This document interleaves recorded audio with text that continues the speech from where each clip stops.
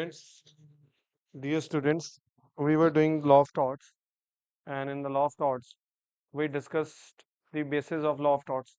Then I also taught you the general defenses. Where is the pen?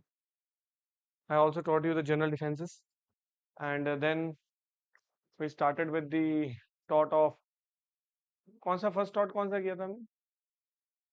First tort कौन सा किया था?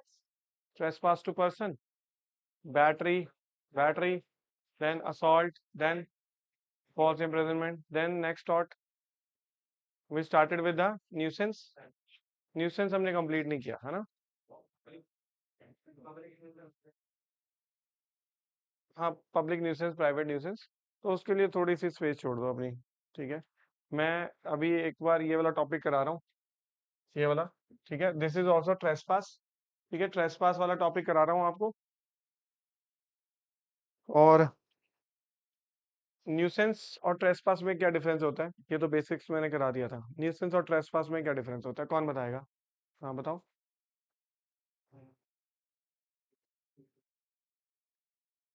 Okay ठीक है, ये तो डेफिनेशन बिल्कुल ठीक दिया आपने। न्यूसेंस,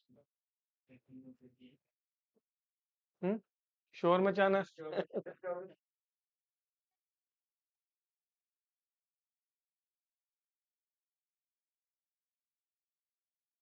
ठीक है, बताओ।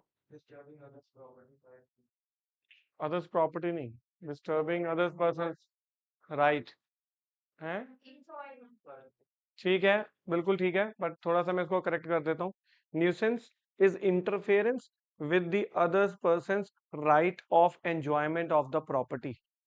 आपका मकान, आपकी property, you have the right to enjoy your property, to use your property. I am interfering, मैं हस्तक्षेप कर रहा हूँ आपके एंजॉयमेंट के अंदर, आपके यूज के अंदर। सो वो इंटरफेरेंस कैसे हो सकती है? वो इंटरफेरेंस इनडायरेक्ट इंटरफेरेंस हो सकती है, डायरेक्ट नहीं। अगर डायरेक्ट इंटरफेरेंस है तो मैं आपके घर का दरवाजा तोड़ के और गेट तोड़ के अंदर आ गया, बोला कि मैं अपनी गाड़ी यहीं पार्क करूंगा, ये लो तोड़ के अंदर लगा दी मैंने गाड़ी। So that will be trespass to land. वो क्या हो जाएगा? ट्रेसपास टू लैंड, वो ट्रेसपास हो जाएगा। और nuisance is when I am doing something on my own property, but that is in indirect way it is interfering with your enjoyment of the right of that property. So by, if I am playing loud music, so it is interfering into your right of enjoyment. You will not be able to sleep, have sound sleep. You will not be able to study properly. So if I am having that water tank on my top floor of my house, so that water tank is overflowing, because water is overflowing from that and the water is falling into your house, and आपकी दीवार पे सारी सीलन आ रही है और आपकी दीवार पे प्रॉब्लम हो रही है। So that is an indirect interference. I was doing something, मेरे घर पे पानी वगैरह आ रहा है जिसकी वजह से अब आपके घर पे भी वो लीकेज जा रही है और आपको प्रॉब्लम हो रही है। So this is the basic difference trespass and nuisance के अंदर। न्यूसेंस को अभी हमने कंप्लीट करना, but before that I am coming to trespass to land. इसको जल्दी से खत्म करेंगे, 10 मिनट्स का टॉपिक है। ट्रेसपास टू लैंड पे आइए बात करते हैं इसको। Trespass to land means interfering with someone's, क्या लिखा है यहाँ पर कि, ये देखिए, trespass is an interference with what, with not with the enjoyment, what, with the possession. आपके कब्जे के साथ इंटरफेरेंस है। You are having the possession of your house और I am interfering with the possession. मैंने अपनी गाड़ी लगा दी अंदर लाके, तो आपके पोजेशन को छेड़खानी नहीं कर रहा हूँ मैं खुद मैंने बोला कि यार क्लाइमेट चेंज हो रहा है, तो मैंने कहा पेड़ लगाओ। मैं कहा चलो खोलो अपना दरवाजा, चलो मैं पेड़ लगाने आया हूँ, पेड़ लगाऊंगा मैं। So that is interference with the possession. Possession of what, बताओ जल्दी से? ऑफ लैंड, विदाउट एनी, क्या लिखा है यहाँ पर? Lawful justification. Justification. Imagine you own a house and someone walks into your garden without your permission. This is what? This is trespass to land. Now the interference must be direct. अब मैंने आपको बोला था कि trespass में interference direct होनी चाहिए, nuisance में interference indirect होती है। तो direct like physically entering, throwing stones on your house, driving nails into a wall. आपकी वॉल पे मैं नेल्स लगा रहा हूँ जाके, then placing a ladder against the wall. आपकी वॉल के साथ मैंने सीढ़ी लगा रखी है, leaving debris on the roof. If the interference is not direct but consequential, जैसे कि consequential कैसे? धुआं आ रहा है, जैसे चिमनी में से कुछ मेरी चिमनी में से आपके घर में कुछ फॉल कर रहा है, तो this is not direct interference, this is indirect consequential है। कुछ मैं कर रहा हूँ, उसके कॉन्सिक्वेंस में आपके प्रॉपर्टी पे जाके कुछ हो रहा है, सो that will be what? That is it becomes nuisance, it is not trespass. Simple example of trespass: walking into someone's land without permission is trespass. Throwing stones is a trespass. Planting a tree on another land is a trespass. Allowing cattle to stray into another's land, दूसरे के खेतों में आपने cattle छोड़ दी, that is direct interference, that is trespass. Driving nails, placing a ladder, these all are examples of trespass. Now what is the essential elements of trespass to land? तो ये तीनों elements आपको prove करने पड़ेंगे. Number one, interference with the possession. The wrong is against the person in possession. So आप याद रखना, it is not interference with the ownership. ये बहुत बहुत minute point है और बड़ा important point है. Trespass is not an interference with the ownership. हाँ जी. कॉमन वॉल तो होती नहीं. हाँ, साथ वाला कमरा मतलब कि एक ही घर में कमरे अलग अलग. नहीं नहीं, एक घर है, एक घर तो एक ही है ना, घर तो एक ही है. वो साथ वाला अगर अपने कमरे में ठक ठक कर रहा है तो दैट इज न्यूसेंस. अब ये साथ वाले घर वाले अपने वहां पर नेल कर रहे हैं, ठीक है, तो उसकी आवाज मेरे आ रही, कांस्टेंट नॉइज हो रहा है, एक डिस्टर्बिंग और वो कांस्टेंट रैटलिंग नॉइज आ रही है, तो दैट इज न्यूसेंस. और अगर मैं आपकी दीवार पे कील ठोकने लग जाऊं, that is what, that is trespass. Now what I was saying, that मैं बता रहा था कि it is an interference with the possession not the ownership. बहुत इंपॉर्टेंट पॉइंट है. आपकी मालकियत के साथ इंटरफेरेंस नहीं है. अब इसका मतलब क्या हुआ? मतलब बड़ा सिंपल सा है. सिंपल सा ये मतलब है कि ये एक प्लॉट, इस प्लॉट पे इस प्लॉट पे एक प्रेस वाले भैया आए. प्रेस वाले भैया ने अपना ठेला सा लगा लिया, नए नए आए, तो उन्होंने पूछा कि मैं प्रेस करूंगा, मोहल्ले की प्रेस प्रूस कर दूंगा, तो यहीं लगा लूं. तो चल लगा ले, कोई बात नहीं. यहाँ लगा लिया. लगाते लगाते फिर उन्होंने थोड़ी सी छत भी डालनी छोड़ी थी कि चलो बारिश बुरिश आती है, करते करते इलीगली ऑक्यूपाई कर लिया अब उसको. ठीक है, बहुत देर तक उसको यूज करते थे, इलीगली ऑक्यूपाई कर लिया ना. अब ये इलीगली ऑक्यूपाई हो गया. अब मुझे बताइए, ये प्रेस वाले भैया क्या ऑनर है क्या? क्या इस प्लॉट के ऑनर है वो? नहीं, ऑनर तो नहीं है. फिर अब ये ऑनर इसका था ए. ए ने एक गुंडे को भेजा जेड को, उसे बोला इसको निकाल यार बाहर यहाँ से. तो उसका ठेला उठाया, ठेला उठा के बाहर, भैया बाहर. ठीक है. अब मुझे बताइए, जेड ने ट्रेसपास किया है या नहीं? अगर तो आप ये सोचते हो कि सर ये कौन सा ऑनर था, निकाल दिया बाहर, ये तो ट्रेसपास नहीं होता. नहीं. जो बंदा कब्जे में बैठा है ना, पोजेशन, जिसका पोजेशन है ना, उसको आप पोजेशन डिस्पोजेस नहीं कर सकते हैं. अगर आप जाके उसको डिस्पोजेस कर रहे हैं तो आप उसके अगेंस्ट ट्रेसपास कर रहे हैं. तो यही दिमाग में डालना है कि wrong is against the person in possession, the wrong is not against the owner. जो भी बंदा उस प्लॉट के, उस मकान के कब्जे में है, उसके आप पोजेशन के साथ इंटरफेरेंस करोगे तो आप ट्रेसपास कर रहे हो. तो ये भैया, जो ये गुंडे वाले भैया, ये जब इसको यहाँ से बाहर निकालेंगे तो ये ट्रेसपास कर रहे हैं. तो ये ट्रेसपास कर रहे हैं, ये वाले भैया. जब इसको बाहर निकाल देंगे ये, तो ये कोर्ट जाएगा, ये बंदे, ये पर्सन, क्या नाम है इसका, ठीक है, प्रेस वाले अंकल, प्रेस वाले, ठीक है. ये अंकल जाएंगे कोर्ट में. कोर्ट में जाके बोलेंगे सर देखो मेरे ट्रेसपास किया है. तो ये बोलेगा सर ये तो मालिक ही नहीं है, इज नॉट द ओनर. तो सर ट्रेसपास किस चीज का, इसका तो राइट ही नहीं है इस प्रॉपर्टी में बैठने का. तो फिर मैं आपको बता रहा हूँ कि trespass is a wrong against possession, not against the ownership. Who was in possession, who was in possession? Press वाले भैया. सो दिस इज ट्रेसपास, ये ट्रेसपास. अब इनको छोड़ दो, गुंडा नहीं आया, खुद मालिक आ गया. खुद मालिक कहता है कि चल निकल यहाँ से बाहर, बाहर निकल भाई, तेरा सामान उठा के बाहर फेंकेंगे. Still it is trespass, still it is trespass. अगर आपका प्लॉट, आप मालिक हैं, आप इसको बाहर निकाल सकते हैं. You can not take law into your own hands. आप कानून अपने हाथों में नहीं ले सकते. अगर ऐसा लॉ कर दिया जाए तो जो ऑनर होगा, जो ऑनर होगा ना, अगर आप ऐसे देख रहे हो मेरी तरफ, ये क्या ऑनर, ऑनर को नहीं मिलेगा. अगर ऑनर को ये राइट दे दिया तो पूरे भारत के अंदर ऑनर, पूरे भारत के अंदर ऑनर एक डंडा और ये लेके चलेगा, बोलेगा जिसको मर्जी बाहर निकाल दूं. अब आप रेंट पे दे दो जगह, रेंट पे दे दो आप. आपका वो रेंट, जो रेंट पे जिसको दिया वो बाहर नहीं निकल रहा, आप बोले उसको तो डंडा मार के बाहर निकालो, ये ले मार के डंडा बाहर निकाल दिया.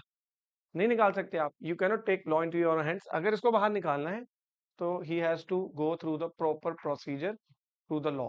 लॉ के थ्रू कोर्ट में जाए, कोर्ट में जाके सूट फॉर एविक्शन, ठीक है, कि ये मेरा किराया नहीं दे रहा, या प्रॉपर्टी मुझे अपने लिए चाहिए, you have to follow the law, law के थ्रू जाओ। अगर आप ये भी बाहर निकालेगा तो कोर्ट इसको बाहर निकालेगा, इसको बिठाएगा यहाँ, क्योंकि इंडिया में ऐसा होना शुरू हो गया था।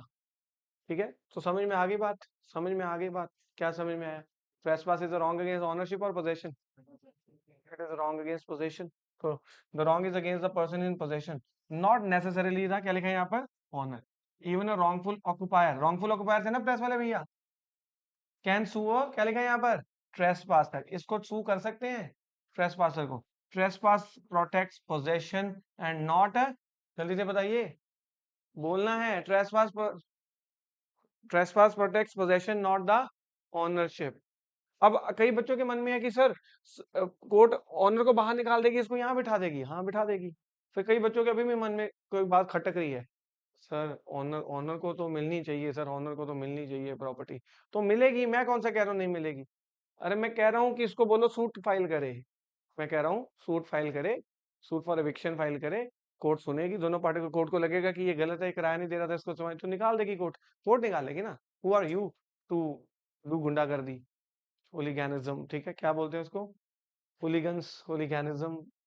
देन आगे सेकंड एलिमेंट क्या है, जल्दी से बताओ फटाफट, बहुत टाइम लग रहा है, जल्दी से बताओ। Direct interference, direct must be direct, throwing stones, trespass, letting your chimney drop stones, that is nuisance, I have already told you. Then no lawful justification, the person entering must have no legal right or permission, and honest mistake is also no defense, keep in mind। गलती से आप चले गए, honest mistake, sir मेरी intention नहीं थी, रात का अंधेरा था, ठीक है, पार्टी से आया, लाइट गई हुई है। तो देखा आपने फॉरेन कंट्रीज में एक जैसे ही मकान बने होते हैं, देखे ही नहीं आपने, सेम टू सेम ही होता है। तो लाइट, वैसे वहां तो लाइट नहीं जाती होगी, पर आप आया, वो बंदा घुस गया, वो मेरा वो पकड़ाना जरा।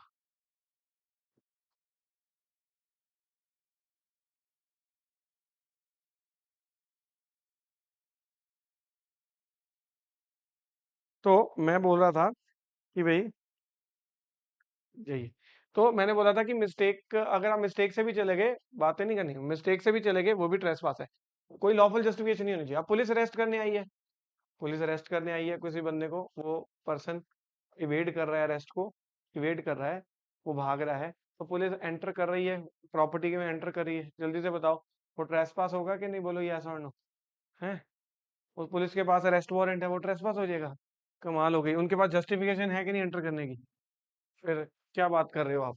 आगे लिखे, the law on trespass, trespass is a, क्या लिखा है यहाँ पर, जल्दी से बताइए, it is an actionable per से। पर से का क्या मतलब होता है? इन इटसेल्फ, मतलब क्या कोई डैमेजेस प्रूव करने पड़ते हैं क्या? जब अपने आप में ही एक्शनेबल है, आप बस उसके पोजेशन के साथ इंटरफेरेंस करो, डायरेक्ट इंटरफेरेंस करो, विदाउट लॉफुल जस्टिफिकेशन करो, वो ट्रेसपास हो जाएगा। एंड वो अपने आप में ही क्या है, रॉन्ग है, उससे आपको कोई नुकसान नहीं है, आपकी प्रॉपर्टी में कोई घुस गया, तो अपने आप में ट्रेसपास, अपने आप में एक्शनेबल है वो। आप ये मैंने ट्रेसपास कर दिया आपकी प्रॉपर्टी में, अब आप मेरे ऊपर केस करते हो, मैं कोर्ट बोलता सर इसको नुकसान क्या हुआ, इसको कोई डैमेजेस कुछ नहीं हुए, तो वो आगे से बोलेगा sir trespass is actionable per से मतलब इन इटसेल्फ, इसने कर दिया बस हो गया टॉट, गलत हो गया, मुझे दिलवाई जाए कॉम्पनसेशन, तो it is actionable per se, you do not need to prove any damage. Where as nuisance में क्या पढ़ाया था, डैमेजेस प्रूव करने पड़ते हैं, the very act of entering without permission is enough to Sue.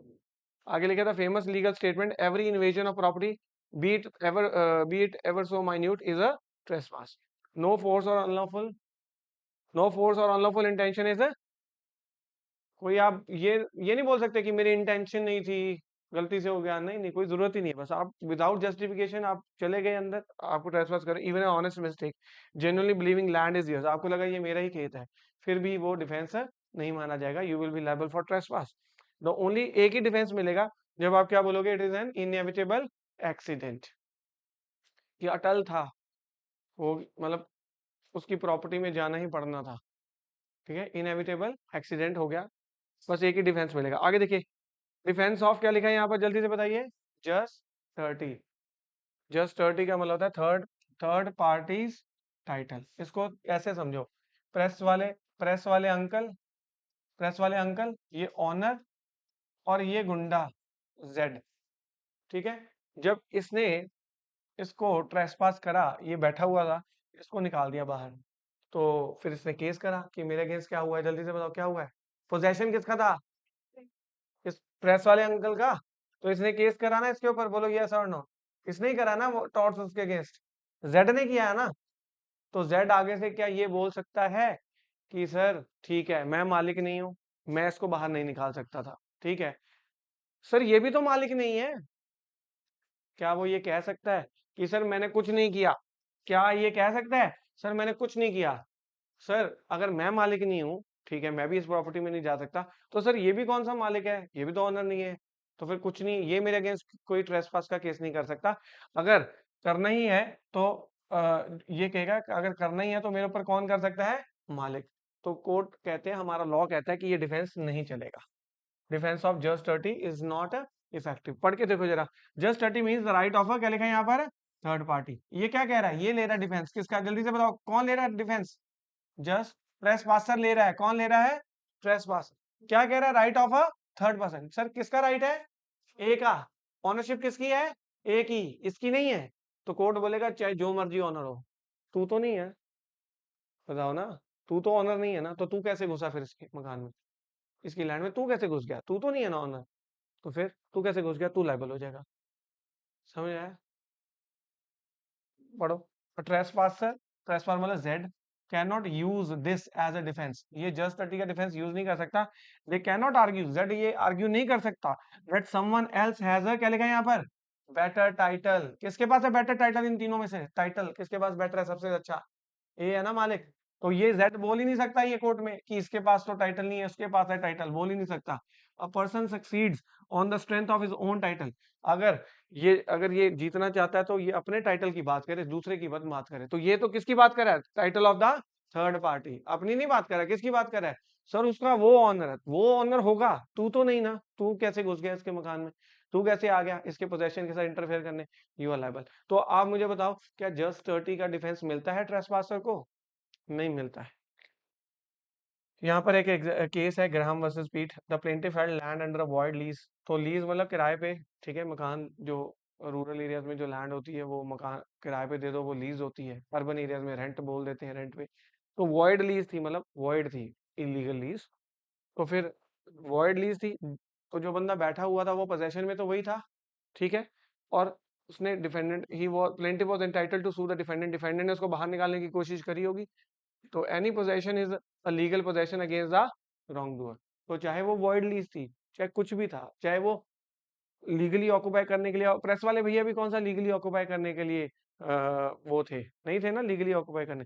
Still कोई भी उनको बाहर निकालेगा तो वो केस कर सकते हैं। तो ये उन्होंने ये वही बताया कि वॉइड लीज थी तब भी कोई भी पोजेशन के साथ रॉन्ग डूअर कोई भी है वो छेड़खानी नहीं कर सकता। तो लिखा है इवन रॉन्गफुल पोजेशन।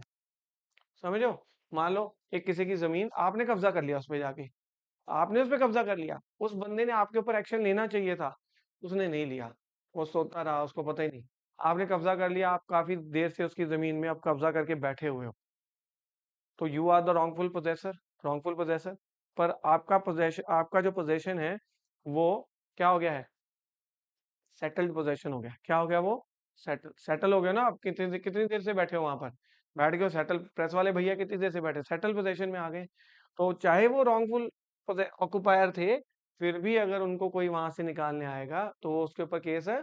तो यहाँ से पता चलता है कि रॉन्गफुल ऑक्युपायर भी ट्रेसपास का केस कर सकता है, क्योंकि trespass is a wrong against the possession. तो रॉन्गफुल ऑक्युपायर का क्या है? पोजेशन।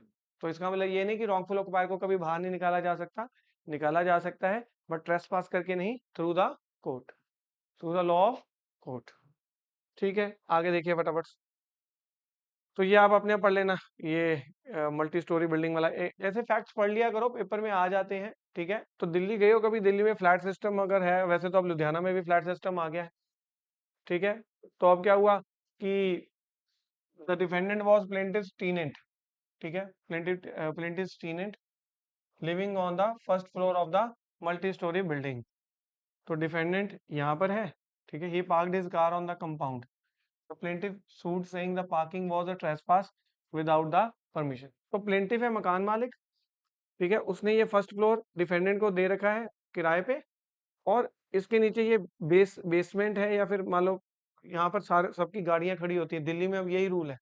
दिल्ली में अगर कोई बिल्डिंग बन रही है, आप अपनी गाड़ियां सड़क पे नहीं लगा सकते, आपके पास बेसमेंट होगा तो ये अप्रूवल मिलेगी। तो इसने क्या किया, इसने डिफेंडेंट ने अपनी गाड़ी बेसमेंट में लगा दी। तो जो मकान मालिक था उसने बोला था कि पार्किंग में तूने कैसे लगा दी, पार्किंग में तो हम लगा सकते हैं, हम मकान मालिक हैं। तो अंकल ने सू कर दिया पार्किंग के लिए, किसको, डिफेंडेंट को। ऊपर जो किराएदार था उसको बोला कि ये तो ट्रेसपास है जी, हमारी परमिशन के बगैर इसने यहाँ लगा दी। The tenant of a multi storey building has, तो कोर्ट ने बोला टीनेंट जब आपसे किराए पे रह रहा है तो उसका भी राइट है यहाँ गाड़ी लगाने का, तो वो कोई ट्रेसपास नहीं है, सिंपल सी बात। Tenant has implied rights to reasonably use, क्या लिखा है यहाँ पर, common area of the building without needing express permission from the landlord, common. तो फिर ये ट्रेसपास नहीं माना जाएगा। अब ट्रेसपास एब इनिशियो, ट्रेसपास एब इनिशियो का मतलब होता है फ्रॉम द वेरी बिगिनिंग। इसका क्या मतलब होता है, फ्रॉम द वेरी बिगिनिंग। एब इनिशियो का मतलब होता है from the very beginning. Trespass very beginning से कब माना जाएगा, जैसे कोई बंदा यहाँ पर किसी लैंड में एंटर या किसी प्रॉपर्टी में एंटर करता है। जब वो एंटर करता है तो उसके पास लॉफुल जस्टिफिकेशन है, लॉफुली एंटर कर रहा है। अनलॉफुली एंटर करना तो वो स्टार्टिंग से ही ट्रेसपास हो जाएगा। जिस टाइम उसने एंटर किया उस टाइम पे वो ट्रेसपास नहीं था, वो लॉफुल। जैसे आप, जैसे एग्जांपल, आप रेस्टोरेंट में गए, रेस्टोरेंट में आप खाने पीने गए हो, तो जब आप अंदर जा रहे हो रेस्टोरेंट के, क्या ट्रेसपास कर रहे हो, क्या ट्रेसपास कर रहे हो? उन्होंने तो बोला है ना, इनविटेशन टू ऑफर लगाया है ना कि आओ हमारे यहाँ खाना खाओ, बोला कि नहीं बोला? आप गए अंदर, आपने ऑर्डर दिया, तो क्या आप ट्रेसपासर हो जब वहां जाके ऑर्डर दे रहे हो? नहीं ना।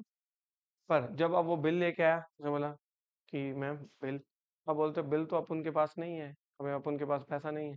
तो जैसे आपने बोला अपन के पास पैसा नहीं है, तो अब क्या बन जाओगे वहां पर, आप बन जाओगे ट्रेसपासर, बन जाओगे ट्रेसपासर।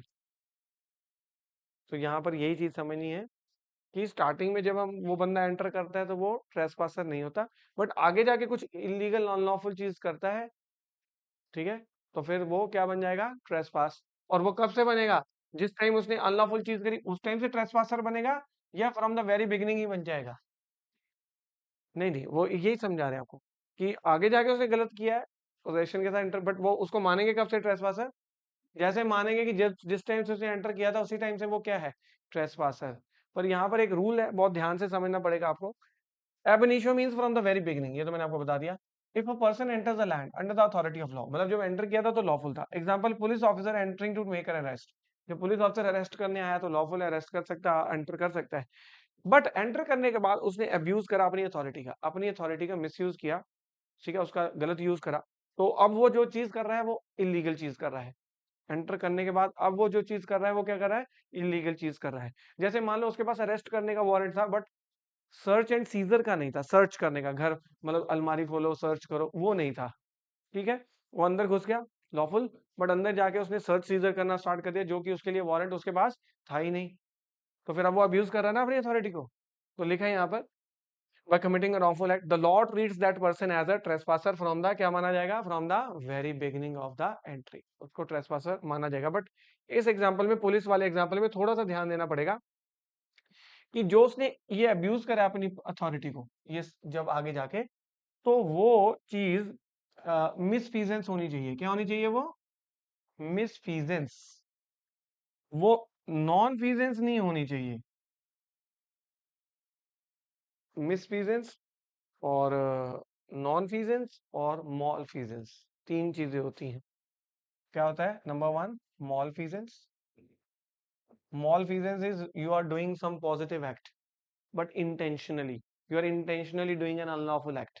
जैसे किसी के घर में जाके चोरी कर लेना, दैट इज स्मॉल फीजेंस। आपने पॉजिटिव एक्ट किया, आप गए चोरी करी, इंटेंशनली उसके घर से इलीगल चीज करके आए हो, वो क्या मानी जाती है, स्मॉल फीजेंस। देन उसके बाद एक होता है आपका मिसफीजेंस, मिसफीजेंस, और एक होता है nonfeasance. Nonfeasance is omitting something, omit, कुछ नहीं कर रहे हो आप। जैसे यहाँ पर रिफ्यूजिंग टू पे, आप खाना खाने गए, खाना खा लिया, अब आप गलत चीज कर रहे हो, बट कुछ पॉजिटिव नहीं कर रहे, बट ओमिट कर रहे हो, यू आर नॉट पेइंग, बोलो यस और नो, आप पैसे नहीं दे रहे हो। तो आप वहां पर जो कर रहे हो वो नॉन फीजेंस कर रहे हो ना, बोलो यस और नो, ओमिट कर रहे हो। एक होता है मिस फीजेंस, मिस फीजेंस होता है, ये भी पॉजिटिव एक्ट है, मॉल फीजेंस भी पॉजिटिव एक्ट है, बट मॉल फीजेंस जो है वो इंटेंशनली ही खुद जानबूझ के इलीगल एक्ट किया गया है। मिसफीजेंस पॉजिटिव एक्ट है, बट ये जानबूझ के इंटेंशनली नहीं किया गया, ये नेग्लिजेंस की वजह से या फिर नेग्लिजेंस की वजह से वो चीज हो गई जो कि गलत थी। इंटेंशनली गलत करना और लापरवाही केयरलेसनेस से कुछ गलत कर देना, दोनों में फर्क है। इंटेंशनली मैंने जाके चोरी कर ली किसी के घर में जाके, वो मॉलफीजेंस है। मिसफीजेंस एक प्लम्बर है, प्लम्बर को बोला गया कि भाई साहब ये सिंक है, इसको ठीक करना है, भाई साहब इसको ध्यान से ठीक कर देना। ठीक है, अब वो जो कर रहा है एक पॉजिटिव एक्ट कर रहा है, बोलो यस, और ठीक कर रहा है, पॉजिटिव एक्ट कर रहा है। अब क्या हुआ, जब उसने वो सिंक को ठीक किया, उसने पाइप ढंग से नहीं लगाई, नेग्लिजेंटली उसने पाइप ढंग से नहीं लगाई। जब पानी छोड़ा गया तो पानी लीक हुआ, पानी लीक होने से की वजह से पानी सारा फ्लोर पे गया, उसका नया फ्लोरिंग हुई थी, सारी फ्लोरिंग खराब हो गई, सारी फ्लोरिंग क्या हो गई, खराब हो गई। तो अब उसने जानबूझ के फ्लोरिंग खराब करी है, इंटेंशनली, या फिर उसने मिसवीजन, मतलब जो काम करना चाहिए था उसको ढंग से नहीं किया, नेग्लिजेंटली करा, केयरलेसली किया। जब हम नेग्लिजेंस का टॉट पढ़ेंगे वहां पर पढ़ाऊंगा मिसफीजेंस। समझ में आया, समझ में आया बात, बोलो यस और नो। तो मिसफीजेंस, तो जो ये सेकंड एक्ट है, ये नॉन फीजेंस नहीं होना चाहिए, क्या होना चाहिए, ये मिसफीजेंस। तब वो बन जाएगा ट्रेसपास फ्रॉम वेरी बिगिनिंग, तब वो बनेगा। तो अब आप मुझे बताओ, जब वो खाना खाने गए, जैसे यही है सिक्स कारपेंटर्स केस, ये खाना खाने गए, तो जब इन्होंने एंट्री करी, देवर नॉट ट्रेसपासर्स। जब खाना खाने के बाद उन्होंने बोला कि हम आपको पे नहीं करेंगे, तो वो मॉल फीजेंस करें, मिस फीजेंस करें, नॉन फीजेंस करें, नॉन फीजेंस करें तो ये वाला रूल अप्लाई नहीं होगा, तो मतलब उनको अभी भी ट्रेसपासर नहीं माना जाएगा। वो जो नहीं पे कर रहे उसके लिए वो उनके ऊपर सिविल सूट कर ले कि वो पे नहीं कर रहे हैं, मेरे पैसे, इन्होंने यहाँ पर खाना खाया, पे नहीं किया। ठीक है, तो वो ब्रीच ऑफ कॉन्ट्रैक्ट का केस कर ले, या कोई ब्रीच ऑफ ट्रस्ट का केस कर ले, जो करना है, बट वो ट्रेसपासर नहीं माने जाएंगे। पुलिस वाली एग्जांपल में जब वो पुलिस एंटर करती है तो वो बिल्कुल लॉफुल है, ट्रेसपासर, वो ट्रेसपास नहीं माना जा रहा। बट आगे जाके जब वो आगे जाके वो जो एक एक्ट करती है, वो कौन सा एक्ट करती है, देखो आप, police lawfully entered the plaintiff premises to make an arrest, but they also seized certain documents without any legal authority। Seizure भी कर लिया उन्होंने, कुछ डॉक्यूमेंट्स भी सीज कर लिया उन्होंने, जो कि उनके पास अथॉरिटी नहीं थी। तो जब एंटर किया तब बिल्कुल अथॉरिटी थी, अरेस्ट वारंट था, बट वहां जाके जो सीजर कर लिया, जो डॉक्यूमेंट्स उठा लिए वहां से, वो तो इलीगल था, इलीगल था, बोलो यस और नो, इलीगल था। तो बताओ फिर, वो इलीगल था तो वो अनलॉफुल एक्ट था, बोलो यस और नो, वो क्या मानी जाएगी, वो मिसफीजेंस मानी जाएगी। अब इंटेंशनली उठाया या नेग्लिजेंसली उन्होंने वो भी उठा लिए साथ, इंटेंशनली उठाया तो वो मॉल फीजेंस बन जाएगी, उनको लगा कि नहीं ये हम सीज कर सकते हैं, तो वो क्या बन जाएगी, मिसफीजेंस, केयरलेसली उठा ली। तो यहाँ पर कोर्ट ने पुलिस को ट्रेसपास इसलिए नहीं माना, बहुत इंपॉर्टेंट रूल है, आपके हिसाब से वो ट्रेसपास होना चाहिए था ना फ्रॉम द वेरी बिगनिंग, पर नहीं माना। देखो, wrongful act during lawful entry only creates trespass एब इनिशियो। तो wrongful act during the lawful entry only creates trespass ab initio if that act makes the person's entire presence on the premises, क्या लिखा है, wholly unjustified, कि जो वो wrongful act उन्होंने किया है मिसफीजेंस, वो उनकी वहां पर एंट्री को टोटली अनजस्टिफाई बना दे। तो कोर्ट ने बोला कि वो टोटली अनजस्टिफाइड नहीं थे, सिर्फ कुछ हद तक अनजस्टिफाइड थे कि उन्होंने डॉक्यूमेंट्स को वहां से क्या कर लिया था, सीज, बट अदरवाइज वो जब एंटर कर रहे थे उनके पास क्या थी, जस्टिफिकेशन। तो ज्यादा टेंशन लेने वाली बात नहीं है, थोड़ा सा आप समझ गए हो, आगे चलो। Entry with licence, entry with licence, अब लाइसेंस क्या होता है, अब लाइसेंस ये होता है कि भाई देखो, अ, आपके रिश्तेदार आए, आपने बोला कि ठीक है आप हमारे घर में रह लो, हमारे घर में ये जो आउटर हाउस है यहाँ रह लो आप, या आपका फार्म हाउस था, आपके रिश्तेदार आए, उन्होंने बोला कि हम आ रखे हैं जी, हम तो कहाँ रहे, तो आपने बोला फार्म हाउस में रह लो, तो फार्म हाउस में वो रह रहे हैं, तो आपने लाइसेंस ग्रांट कर दिया उनको, इसको बोलते हैं लाइसेंस। ठीक है, किराए पे नहीं, आप किराया ले रहे हो क्या उनसे, कोई पैसे ले रहे हो उनसे, कुछ नहीं ले रहे, क्या कह रहे हो आप, वहां जाके रह लो, तो दिस इज लाइसेंस, क्या है ये, लाइसेंस। आप बोल रहे हो कि रह लो वहां जाके, लाइसेंस। तो लाइसेंस को रिवोक किया जा सकता है, आप बोलो कि भैया आप जाओ, चले जाओ, हो गया, जितने दिन रहना था अब आप जाओ। तो अगर वो नहीं जा रहे तो वो क्या बन जाएगा अब, ट्रेसपास, क्या बन जाएगा वो, ट्रेसपास। तो यही है entry with a licence and entry without a licence. तो लिखा है licence is simply permission given by person in possession of a land to the another person to enter and do something. तो you are the in the possession of your farm house, आपने permission दे दी कि आ जाओ, रह लो, रिश्तेदारों, कोई दिक्कत नहीं है, तो आप उनको दे रहे हो लाइसेंस। ठीक है, अंडर ये लाइसेंस का कहां पर राइट दे रखा है, इंडियन ईजमेंट एक्ट में कौन सा section, section 52। Licence is the right to do something on others immovable property which would otherwise भी क्या मानी जाती, वो अनलॉफुल मानी जाती है अगर आप परमिशन ना देते। अब लाइसेंस भी दो तरह के होते हैं, एक होता है बेयर लाइसेंस, एक होता है licence coupled with a grant. Bare licence होता है कि बस आके रह लो, और कुछ साथ में आप कुछ उनको कोई राइट नहीं दे रहे हो कुछ और। जैसे एक आपने बोला आपका जैसे खुद का पर्सनल प्रॉपर्टी है बहुत बड़ी, 100 एकड़ की। सलमान खान की कितनी होती है, इनकी 100-100 एकड़, 200-200 एकड़ होती है ना, जंगल ही इन्होंने खुद के बनाए होते हैं। तो वहां जाकर ये शिकार करने जाते हैं, हंटिंग। उसने किसी को परमिशन दे दी कि जाओ आप हंटिंग कर लो, लाइसेंस हो गया ना। तो बोला जो हंट करोगे वो भी ले जाना साथ, किसी जानवर को मारोगे वो भी साथ है ले जाना। तो that is licence coupled with a grant, कि लाइसेंस परमिशन भी दी और कुछ साथ लेके जाने की भी आइडिया और वो दे दी। देन बेयर लाइसेंस मतलब कुछ साथ नहीं, बस आने की परमिशन दी है, रह लो उसके बाद चले जाओ। जैसे मूवी देखने गए, मूवी टिकट ले ली, अब आपको परमिशन है ना, आप जाके देख सकते हो कि नहीं मूवी, बोलो यस और नो। तो मूवी टिकट जब लेते हो जाते हो तो वो लाइसेंस है। अब it is a bare licence or it is licence coupled with a grant?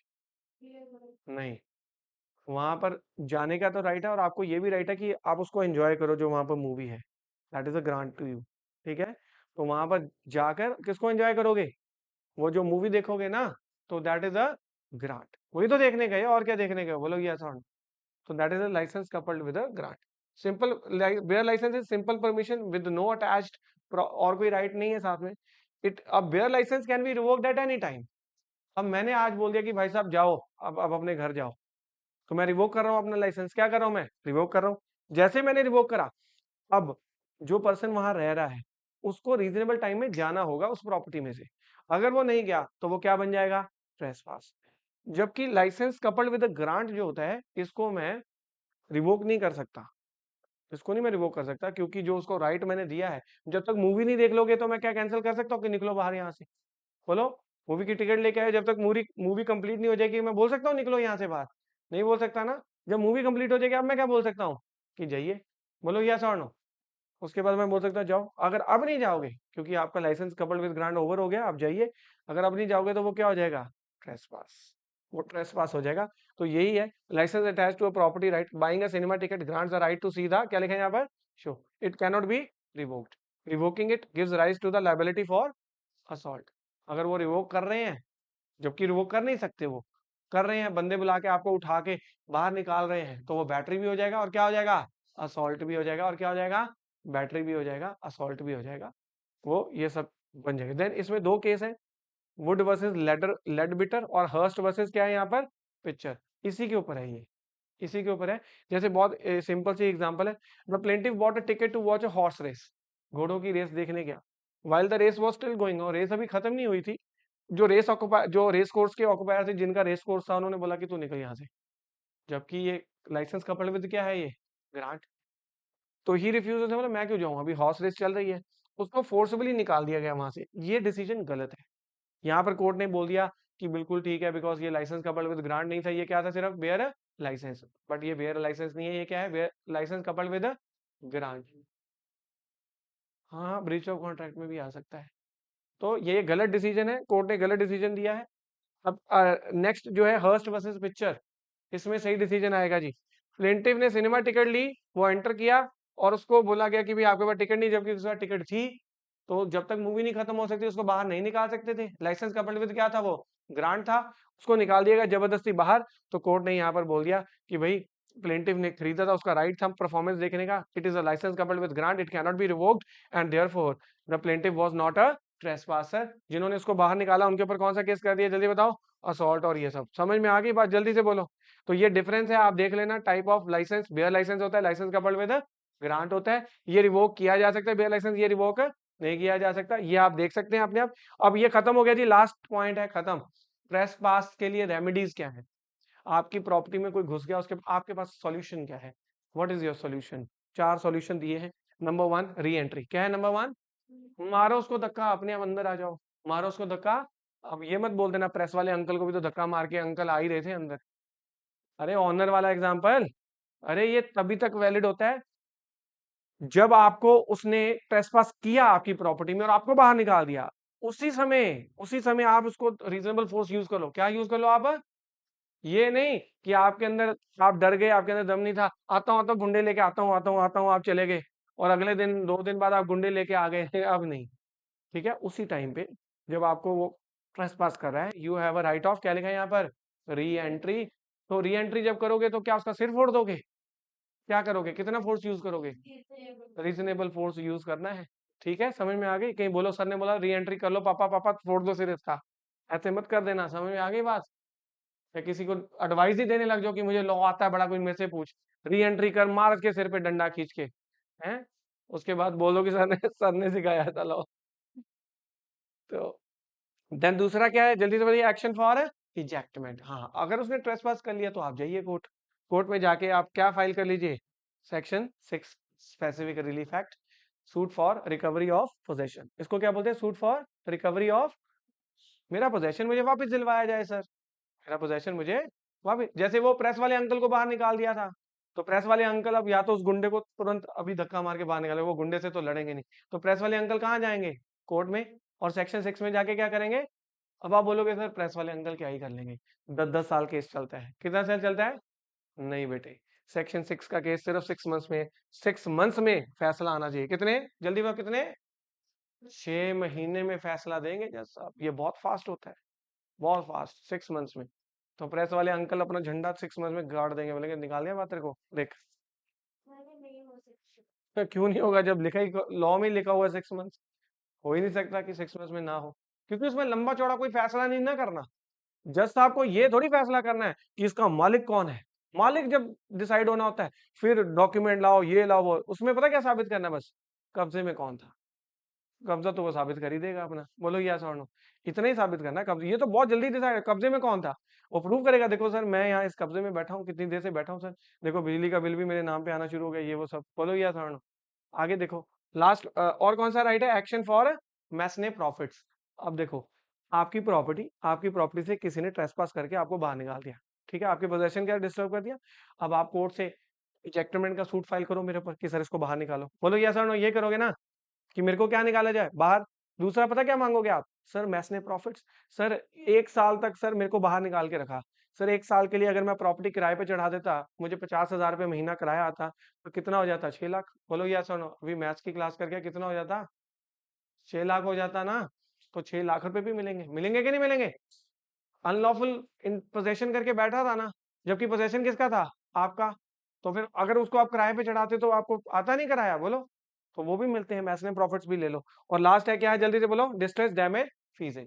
अब किसी की, आपकी प्रॉपर्टी में किसी की कैटल आ गई, किसी का जानवर आ गया, अब वो ट्रेसपास हो गया, आपका नुकसान हो गया है, उसने फसल उजाड़ दी आपकी, अब आप उसका कैटल वहां पर वो कर लो, तो उसको जाने मत दो, कब्जे में ले लो, ठीक है, और बोलो कि भैया मेरा डैमेज दो, नहीं तो मैं आपकी कैटल को नहीं छोड़ूंगा। पर ऐसा नहीं कि कैटल खा पी के बाहर निकल गई, अब आप पीछे पीछे गए और आप बोलो कि नहीं नहीं कैटल मैं सारी ले लूंगा, ऐसा नहीं होएगा। यहाँ से पढ़ो, if someone's cattle trespass on your land and causes damage, you have the right to seize and detain the chattel, आप उसको सीज कर सकते हो। the rule is the chattel seize must be very thing that cause the damage, पहली बात उस cattle की वजह से डैमेज होना चाहिए, दूसरा चैटल उस लैंड पे अभी भी होनी चाहिए, आप उसके पीछे चेज करके नहीं उसको पकड़ सकते।